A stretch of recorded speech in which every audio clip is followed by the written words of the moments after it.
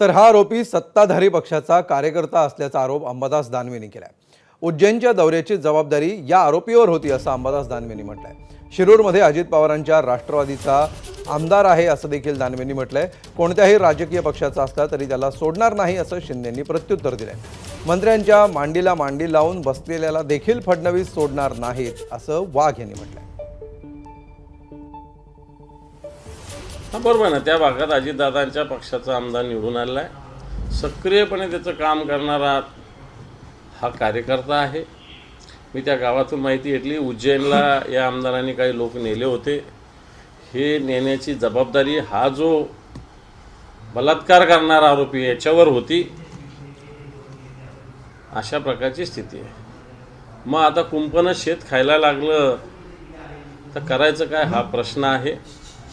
म्हणून या घटनेकडं राज्याचं लक्ष फक्त तेवढ्या घटनेपुरतं नसता याला पार्श्वभूमीसुद्धा आपण बघितली पाहिजे असं मला वाटतं। कोणी कुठल्याही पक्षाचा असू द्या, कुणाशी संबंधित असू द्या, अशा प्रकारच्या गुन्हेगाराला गय केली जाणार नाही एवढंच मी आपल्याला सांगतो।